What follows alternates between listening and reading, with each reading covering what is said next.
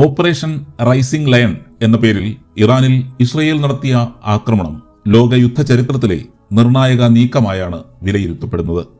June 13 രാവിലെ ഇറാന്റെ സൈനിക കേന്ദ്രങ്ങളിലും ആണവ കേന്ദ്രങ്ങളിലും ആക്രമണം നടത്തിയ ഇസ്രായേൽ ഇറാന്റെ ഉന്നത സൈനിക ഉദ്യോഗസ്ഥരെയും ആണവ ശാസ്ത്രജ്ഞരെയും വകവരുത്തുകയും ചെയ്തു. ഇറാന്റെ വ്യോമ പ്രതിരോധ സംവിധാനം താറുമാറാക്കിയതിനു ശേഷമായിരുന്നു പോർ വിമാനങ്ങൾ ഉപയോഗിച്ച് ആക്രമണം നടത്തിയത്. ഇസ്രായേൽ വ്യോമസേനയുടെ അമേരിക്കൻ നിർമ്മിത യുദ്ധവിമാനങ്ങളായ F-15, F-16, F-35 എന്നിവ ഇറാന്റെ മണ്ണിൽ കനത്ത നാശം വിതയ്ക്കുകയും ചെയ്തു. ലോകത്തെ സൈനിക ശക്തികളെ അമ്പരപ്പിക്കുന്ന ഈ നീക്കം അതീവ കൃത്യതയോടെ ഇസ്രായേൽ നടത്തിയത് മാസങ്ങൾ നീണ്ട തയ്യാറെടുപ്പിന് ശേഷമാണ്. ആയിരക്കണക്കിന് ആളുകൾ മാനുഷികമായ രഹസ്യാന്വേഷണവും ബുദ്ധി കൗശലവും ഉപയോഗിച്ച് സാങ്കേതിക സംവിധാനങ്ങളുടെ കരുത്തിൽ നടത്തിയ ഒന്നാം തരം ആക്രമണം. ഇസ്രയേൽ ചരസംഘടനയായ മൊസാദിന്റെ അതിവിദഗ്ധമായ ആസൂത്രണ മികവിന്റെ മറ്റൊരു ഉദാഹരണം. ചാരന്മാരെയും ഇറാനിലെ സഹായികളെയും ഉപയോഗിച്ച് ഇറാന്റെ സൈനിക കേന്ദ്രങ്ങളുടെ സ്വഭാവവും അതിനെ സംബന്ധിച്ച എല്ലാ വിവരങ്ങളും ആദ്യം മൊസാദ് ശേഖരിച്ചു. ആണവ കേന്ദ്രങ്ങളെക്കുറിച്ചും അവിടുത്തെ ഭൂപ്രകൃതിയുമെല്ലാം കൃത്യമായി പഠിച്ചു. ഇറാന്റെ ഉന്നത സൈനിക നേതാക്കളുടെ ദൈനംദിന ജീവിതചര്യകളും സ്വഭാവങ്ങളും കൃത്യമായ ചിത്രങ്ങളും മനസ്സിലാക്കി. ആക്രമണത്തിന്റെ സ്വഭാവവും കാഠിന്യവും തീരുമാനിച്ചു. പ്രധാനമായും 3 ഭാഗങ്ങളായിട്ടായിരുന്നു ഓപ്പറേഷൻ റൈസിംഗ് ലയൺ ഇസ്രയേൽ ആസൂത്രണം ചെയ്തത്. ഇറാന്റെ അസ്ഫാജാബാദിലുള്ള മിസൈൽ ലോഞ്ചിംഗ് കേന്ദ്രത്തെ തകർക്കുക, ഇറാന്റെ വ്യോമ പ്രതിരോധ സംവിധാനങ്ങൾ നിഷ്ക്രിയമാക്കുക, തുടർന്ന് വ്യോമാക്രമണത്തിലൂടെ ആണവ കേന്ദ്രങ്ങളും സൈനിക കേന്ദ്രങ്ങളും ഇല്ലാതാക്കുക. ഇറാന്റെ വ്യോമ പ്രതിരോധവും മിസൈൽ ലോഞ്ചിംഗ് സെന്ററുകളും തകർക്കാൻ പോർ വിമാനങ്ങൾ ഉപയോഗിച്ചുള്ള ആക്രമണം സുരക്ഷിതമല്ലെന്ന് മനസ്സിലാക്കിയ മൊസാദ് മറ്റ് പദ്ധതികൾ ആസൂത്രണം ചെയ്തു. ഇറാനിലേക്ക് രഹസ്യമായി ആയുധങ്ങളും മറ്റ് അസംസ്കൃത വസ്തുക്കളും കടത്തി.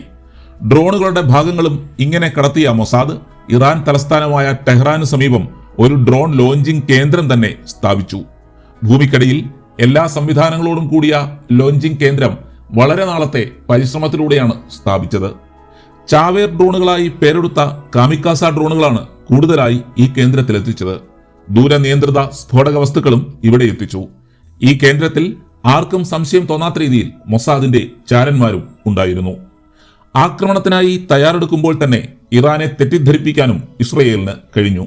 ഗാസ ആക്രമണത്തെ തുടർന്ന് അമേരിക്കയുമായി നല്ല ബന്ധത്തിലല്ല എന്ന നിഗമനത്തിലെത്താൻ വേണ്ട രീതിയിലുള്ള പരസ്യ പ്രസ്താവനകൾ ഉണ്ടായി. ഇസ്രയേലിൽ തന്നെ ബെഞ്ചമിൻ നെതന്യാഹുവിനെതിരെ അവിശ്വാസവും തർക്കങ്ങളും വിമർശനങ്ങളും ഉണ്ടായി. ഇത് ഇസ്രയേലിൽ തമ്മിലടി ഉണ്ടെന്നും ഗാസ ആക്രമണത്തിനിടെ മറ്റൊരാക്രമണം ഇസ്രയേൽ നടപ്പിലാക്കില്ലെന്നും ഇറാനെ വിശ്വസിപ്പിക്കുന്ന തരത്തിലുള്ളതായിരുന്നു. ഇറാനെതിരെയുള്ള ആക്രമണം ചർച്ച ചെയ്യാൻ ഇസ്രായേലിന്റെ ഉന്നത സമിതി നിരന്തരം സമ്മേളിച്ചിരുന്നു. എന്നാൽ ഇത് ഹമാസുമായുള്ള യുദ്ധത്തിന്റെ ഭാഗമായിട്ടാണെന്നായിരുന്നു വിശദീകരണം. ഇസ്രയേലിന്റെ ഏറ്റവും ഉന്നത സ്ഥാനത്തുള്ളവർ മാത്രമായിരുന്നു വിവരങ്ങൾ അറിഞ്ഞിരുന്നത്.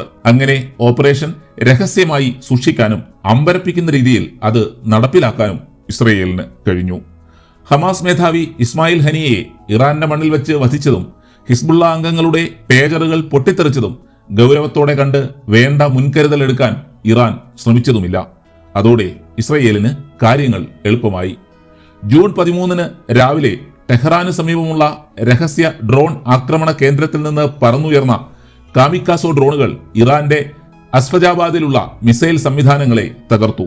നേരത്തെ തന്നെ തയ്യാറാക്കി വച്ചിരുന്ന ആയുധങ്ങൾ റിമോട്ട് കൺട്രോളിലൂടെ പ്രവർത്തിപ്പിച്ച് ഇറാന്റെ റഡാറുകളെയും വ്യോമപ്രതിരോധ സംവിധാനത്തെയും ഇല്ലാതാക്കി. ഇതോടെ കാത്തുനിന്നിരുന്ന ഇസ്രയേൽ വ്യോമസേനയുടെ പോർ വിമാനങ്ങൾക്ക് ആക്രമിക്കാൻ എല്ലാ വഴികളും തെളിഞ്ഞു. ഇറാന്റെ വ്യോമമേഖല പ്രതിരോധമില്ലാതെ നിസ്സഹായമായി. 200ഓളം യുദ്ധവിമാനങ്ങൾ ഇറാനിൽ സംഹാര താണ്ഡവം തന്നെ നടത്തി.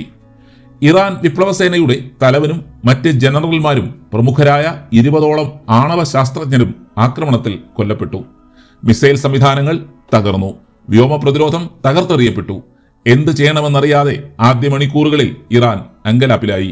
ഇസ്രയേലിന് നേരെയുള്ള പ്രത്യാക്രമണം താമസിക്കാൻ കാരണമായതും മൊസാദിന്റെ ഈ കൃത്യതയുള്ള ആസൂത്രണമായിരുന്നു.